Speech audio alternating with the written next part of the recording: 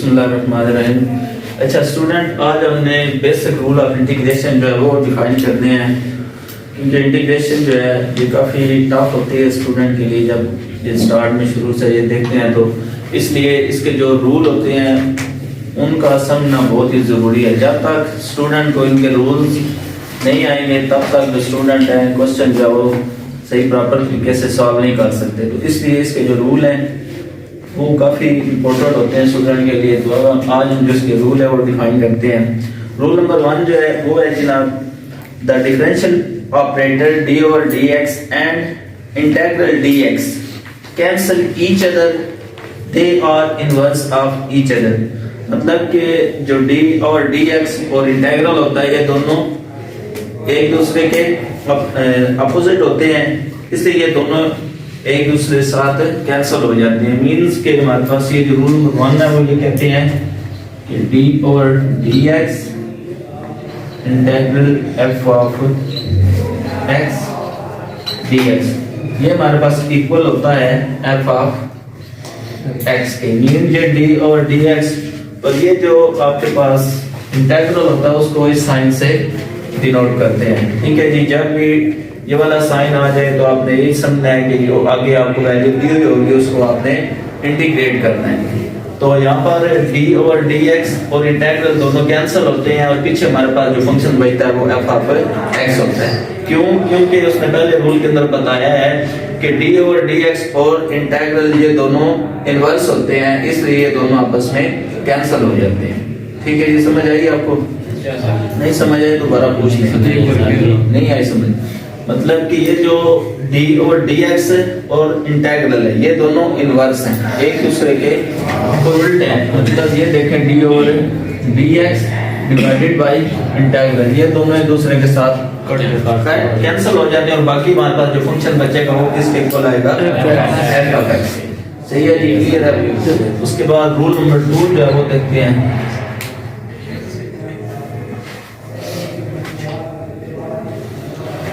Rule number 2 में वो कह रहा है a constant multiple of an integrand is taken out of integral sign without affecting the value of integral, that is.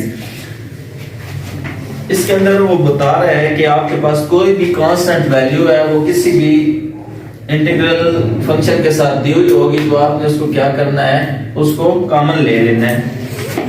जैसे ये हमारे पास वैल्यू है CF ऑफ x dx, तो ये हमारे पास c जो है यहाँ पर क्या है, कांस्टेंट। तो c को आपने क्या करना है, कॉमन लेकर वो जो आगे वाला फंक्शन होगा उसके ऊपर आपने इंटीग्रेशन जो वो अप्लाई करनी है। क्लियर जी? क्लियर। उसके बाद रूल नंबर 3 है जी,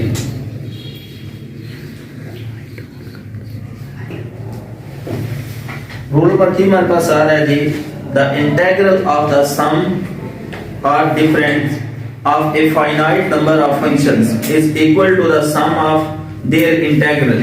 मतलब कि होल इंटीग्रल आपको दिया हुआ होगा और फंक्शन जो होगा उसके अंदर एक से ज्यादा रकम हो, चाहे वो प्लस में है चाहे वो माइनस में है, तो आपने क्या करना है, हर एक फंक्शन के ऊपर इंटीग्रल अप्लाई करना है। एग्जांपल मैं आपको बता देता हूँ। यहाँ पर आपको दी हुई है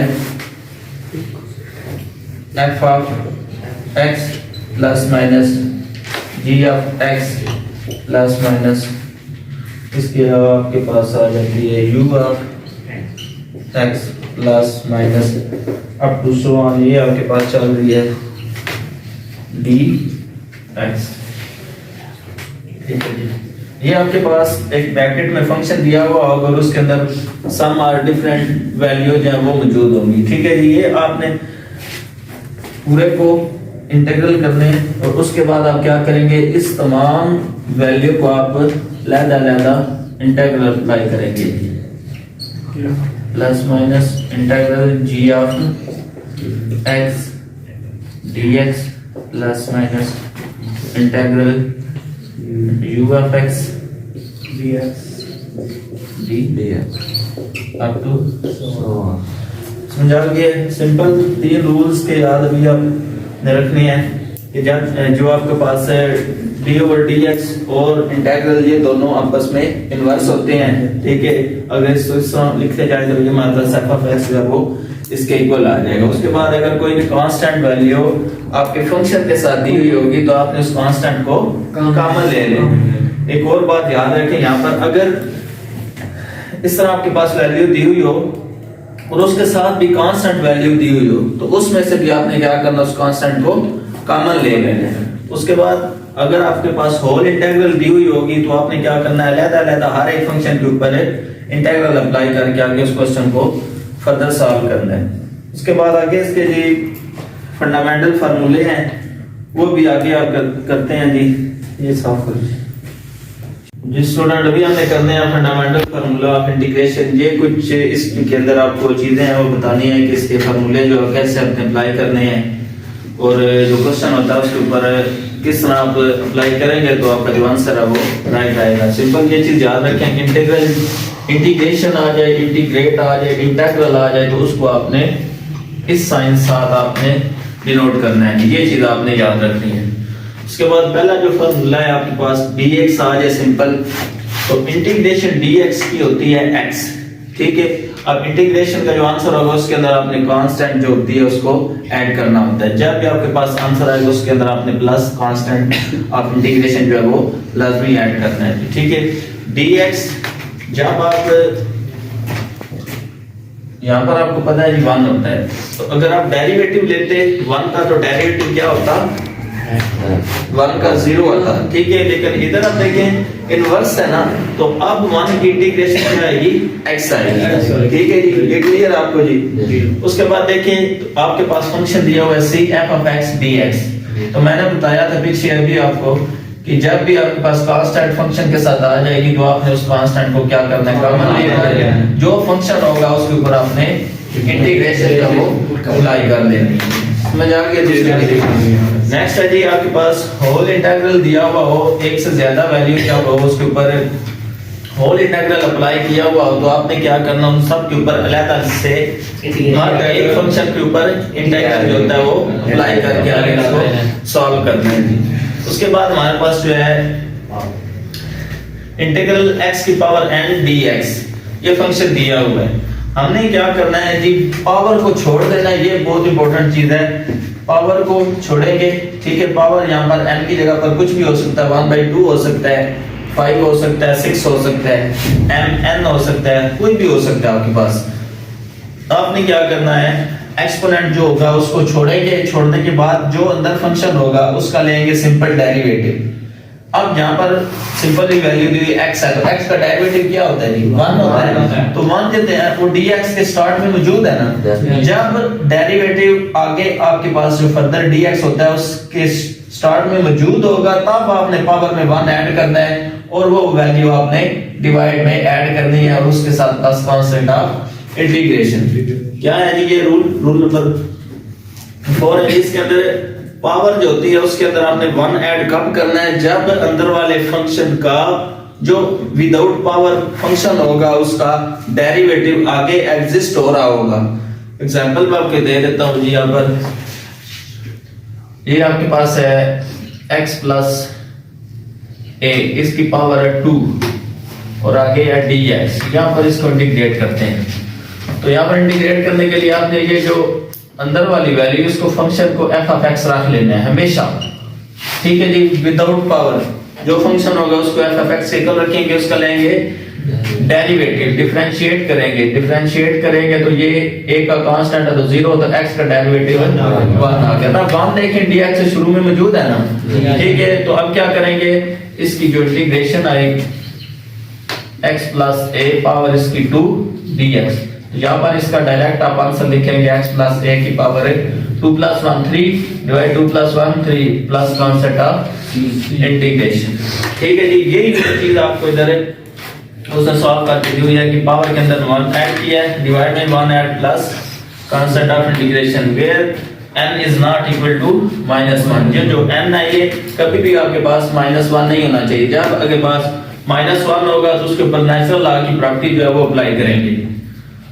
उसके बाद यही जो है वैल्यू आपको u के फंक्शन में दी हुई है u पावर n dx आगे देखें जो की power n plus 1 divide n plus 1 plus constant of integration, same वही चीज है, लेकिन इधर क्या कहता है, where u is equal to f of x is differentiable function of x, यानी ये जो u है ये आपके पास डिफरेंशिएबल फंक्शन होना चाहिए x का, तब आपने इसकी पावर में 1 ऐड करना है और डिवाइड में भी 1 ऐड करना है।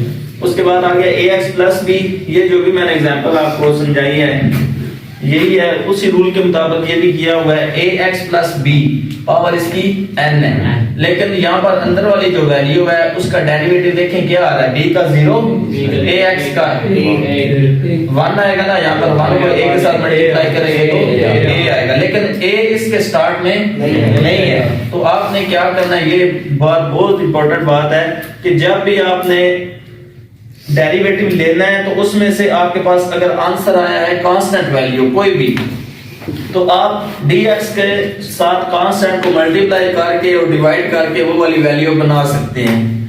वेरिएबल जो है वो नहीं ला सकते, ओनली जो कांस्टेंट वैल्यू है वो आप बना सकते हैं, अदरवाइज कोई और आप वेरिएबल जो है वो यूज नहीं कर सकते। इसके एग्जांपल मैं बताता हूँ आपको जी, यहां पर कर लेते हैं 2x प्लस 7, इसकी पावर हम दे देते हैं जी 3 इंटीग्रल dx।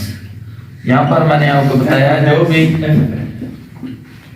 फंक्शन आपको दिया जाएगा होल पावर में, तो उसमें आपने क्या करना है, जो पावर होगी उसको छोड़कर जो फंक्शन अंदर है उसका डेरिवेटिव लेंगे। तो अंदर वाली वैल्यू का डेरिवेटिव क्या आएगा, यहाँ पर सिंपल डेरिवेटिव 7 का 0x का 1 1 2 के साथ मल्टीप्लाई किया होगा, आंसर हमारे पास sin of x 2 आया।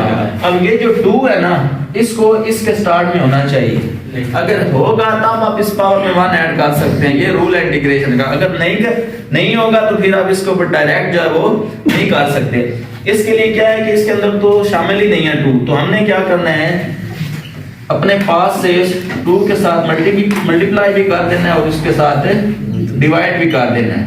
जो डिवाइड वाली वैल्यू है उसको तो हम ले लेंगे कॉमन, लेकिन जो ये हमारे पास वैल्यू रह जाएगी इसको बना लेंगे 2x, ठीक है जी।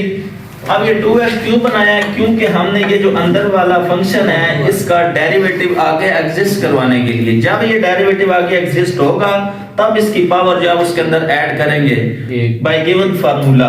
अब इसको हम क्या लिखेंगे, 1/2 2x प्लस 7 पावर इसकी 4 3 plus 1 divide 3 plus 1 plus constant of integration, ठीक है जी। ये इस तरह आपने इसको सॉल्व करना है। तो ये फार्मूला हमारे पास है ax plus b power n। अब ये 1/a किधर से आया, अभी जो हमने 1/2 जो है वो लिया है, मतलब इसको हमने क्या किया है, a के साथ मल्टीप्लाई किया और डिवाइड भी किया है। इसका फंक्शन का जब डेरिवेटिव लिया अंदर वाली का ax प्लस b, तो इसका डेरिवेटिव क्या आया है, a आया है। तो वो जो a है वो हमने एग्जिस्ट करवाने के लिए 1/a लिया है। आगे आपके पास पावर में 1 प्लस डिवाइड में भी हो जाएगा plus constant of integration when n is not equal to -1। उसके बाद आपके पास जब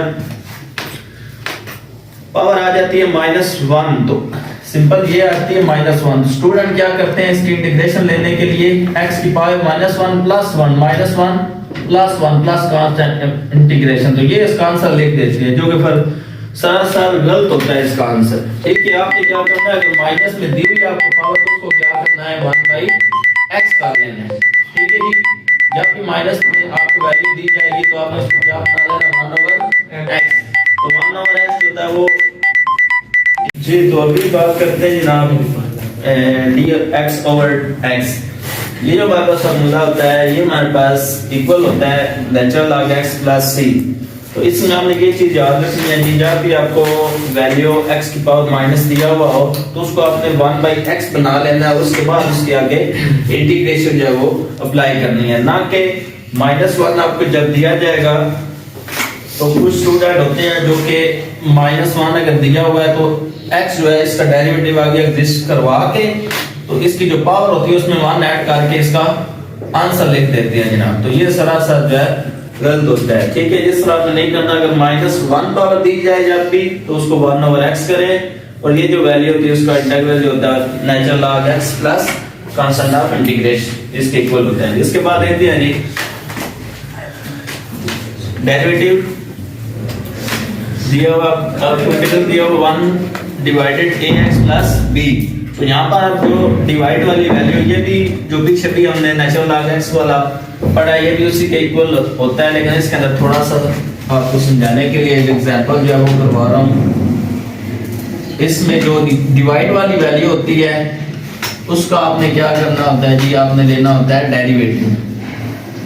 जो रूल है, डेरिवेटिव जब दिया जाए तो इसका डेरिवेटिव क्या आएगा, 2 आएगा। लेकिन इसमें देखें तो आपके पास 2 जो है वो मौजूद नहीं है। जो डेरिवेटिव आता है उसको आपने आगे एग्जिस्ट करवाने के लिए क्या करना होता है, dx के स्टार्ट के अंदर डिवाइड भी करना होता है और उसके साथ आपने मल्टीप्लाई भी करना होता है। ये आपने खुद से कर लिया। तो जो ऊपर वाला है वो आपके पास जो आपका रूल है वो पूरा करवा देगा जी। 2/2x + 1dx 1/2। अब ये चीज देखेंगे, ये जो डिवाइड वाली वैल्यू है इसका डेरिवेटिव क्या है, 2। अब 2 ऊपर एग्जिस्ट हो गया ना, जब भी डेरिवेटिव डिवाइड वाली वैल्यू का ऊपर एग्जिस्ट होगा तो उसको आपने नेचुरल लॉग के साथ लिखना है विद कांस्टेंट ऑफ इंटीग्रेशन। ठीक है जी। इसी तरह ये देखें तो b का 0, ax का a। अब a जो है उसको हमने फर्दर एग्जिस्ट करवाने के लिए ये 1/2 लगाया और आगे जो डिवाइड वाली वैल्यू उसको नेचुरल लॉग के साथ फर्दर आंसर लिख दिया जी। उसके बाद एक्सपोनेंट फंक्शन आ जाते हैं। एक्सपोनेंट फंक्शन में देखें तो e की पावर x है, जब पावर होती है उस पावर का डेरिवेटिव आगे एग्जिस्ट होना चाहिए। पावर क्या है आपके पास, dx, तो x का डेरिवेटिव 1 होता है, तो dx से स्टार्ट में हमेशा 1 होता ही है, तो इसलिए इसका डेरिवेटिव डायरेक्ट आ जाएगा x + 3। नीचे देखें जी तो ये जो पावर है इसकी एक्सपोनेंट जो होता है इसके वैल्यू जो है वो ax है। ठीक है, तो आप सिंपल इस तरह लिखें जी ax और इसका डेरिवेटिव लें a।